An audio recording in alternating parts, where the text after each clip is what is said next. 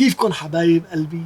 اليوم رح أخذكن على سوريا، على الشام تحديدا، نعمل فطاير شامية تاخد العقل. عرفتوها هيدي الشخطورة؟ إيه، مع بقدونس وجبنة وسمسم وحبة البركة. إيه، مو على عيني؟ ظابطة معي اللهجة السورية ولا لا؟ قبل ما نعمل أي شي هلا بدنا نحلي الجبنة. عندي جبنة عكاوي بنقطعها مكعبات وبنحطها بالمي لا تصير محلية، فممكن تاخد معنا ساعة ساعتين حسب كم مرة بتغيروا المي. أنا بغيرها تقريبا 3-4 مرات المي، يعني تقريبا كل نص ساعة، تاخد هيك ساعتين أو 3 ساعات. نحطهم بهذا الجار.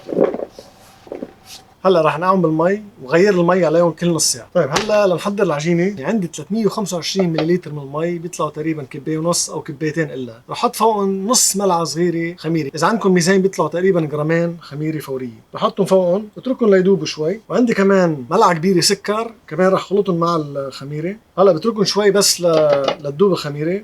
وعندي 500 جرام طحين، نص كيلو طحين متعدد الاستعمالات. بس دوب الخميره بالمي.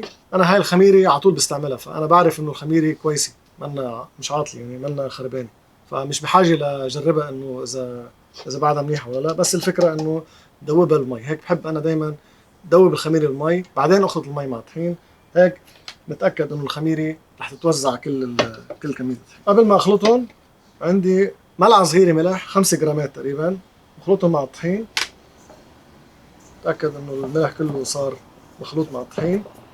برجع بزيد المي فوق الطحين. هلا ما راح احط كل الميات، دائما انا بحط تقريبا 90% او 95% من المي مع الطحين، بخلط بعجن، برجع بعدين اذا العجينه بدها بعد مي بزيد المي. هيك احسن ما انه احط كل الميات وتطلع فيها كتير مي. فحسب الطحين اللي عندكم جربوا بشويه مي، برجع بعدين بتكملوا الباقي المي. فراح احط المي فوق الطحين، راح اترك شوي صغيره تقريبا، يعني بيطلعوا يمكن 10% من المي اللي كان عندي. هلا بنبلش خلط، نخلطهم منيح بس يصير عندنا كتله من العجين، بعدين بننقلها على الكاونتر على الخشبه اللي عندي هون، بنبلش ندعك فيها. هلا اذا عندكم مكنه اكيد بتسرع العمليه، وهيك انتم فيكم تحطوا كل شيء بالمكنه وتنسوا الموضوع.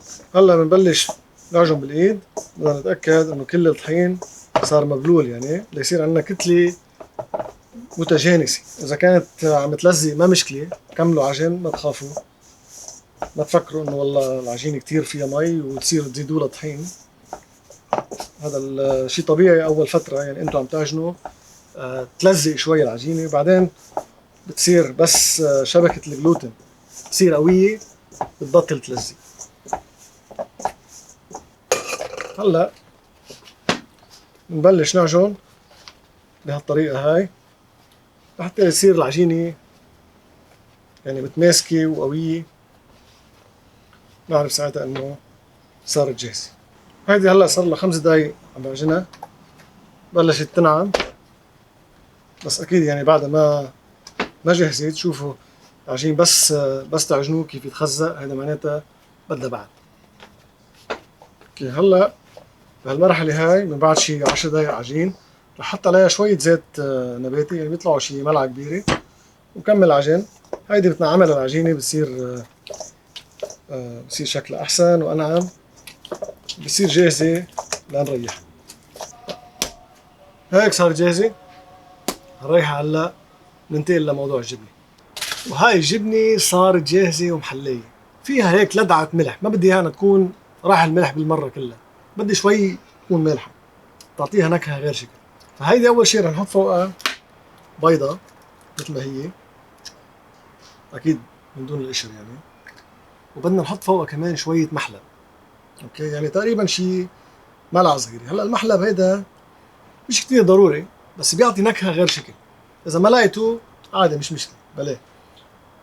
كمان بدنا ملعقه كبيره سمسم محمص، هذا السمسم رح يعمل عمايل. وايضا بدنا نص معلقه كبيره حبه البركه، هاي الحبه السوداء.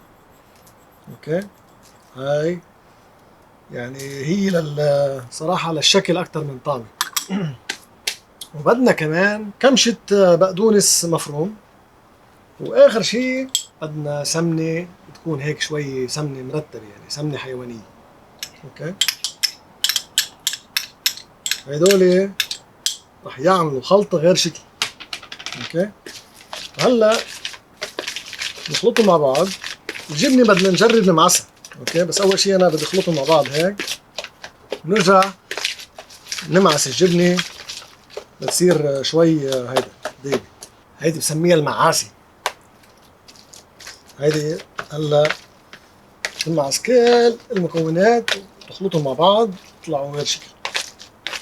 اوكي، اهم شيء الجبنة تكون جبنة مرتبة. يعني في العكاوي نوعين، في العكاوي هيدي العادية وفي تشيكي. هاي تشيكي هي غير شكل للمخبوزات، يعني للمناقيش ولهالقصص هاي. هلا الامور كلها صارت تقريبا جاهزة، العجينة صارت مرتاحة، الجبنة جاهزة الحشوة. حنبلش نرق العجينة ونعبيها وحنزتها على الفرن. بدنا نقص هلا طبق، نعملهم ونمدهم ونحط فيهم الجبنة الحشوة. فهول رح اعملهم يعني تقريبا كل وحدة فينا نقول شي 120 جرام، 100 ل 120 جرام. هول 5 طبقات نكورهم شوي صغيرة فوق الطحين، نكبسها. حكبسهم كلهم انا بهالفترة هاي، بكونوا شو اللي كبسناهم ارتاحوا. هلا بالشوبك بدنا نمد. انا ما حاعملها مثل ما قلت لكم، ما حاعملها دويره كامله. حجرب قد ما فيني انه تكون مطاوله، عشان بدنا اياها تكون مثل ما قلت لكم شكلها مطاول، عشان نحط الحشوه ونسكرها على الجوانب. هلا بنجيب الحشوه نعبيها من جوا.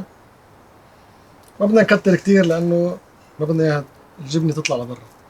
فيعني جربوا قد ما فيكم تقدروا كميه الجبنه. هلا كمان فينا نمدها شوي صغيره. حنسكر من هون ونسكر من هون، نعمل كذا وحده وبندخلهم فرد مره على الفرن.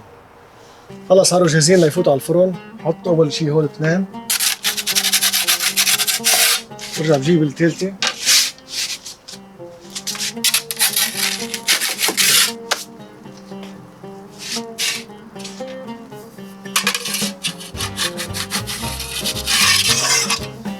يا سلام يا سلام يا سلام الحب، يا سلام.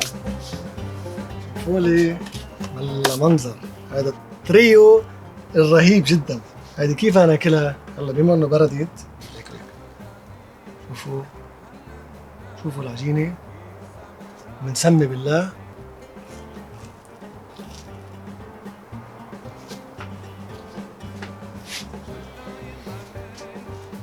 شيء رهيب جدا، شيء رهيب جدا، شيء عن جد لا يوصف. هذا شيء لا يوصف. العكاوي مع السمنه اللي حطيناها، الملوحه تبعت العكاوي بعد شوي هيك عم تعطيها نكهه غير شكل. العجينه الخبزه طريه جدا، مقرمشه من برا شوي بس من جوا سوبر طريه. اذا حبيتوا هذا الفيديو ما لكم غير تحضروا الفيديو اللي هون لتشوفوا كيف تعملوا فطاير زبانه بالبيت بياخذوا العالم.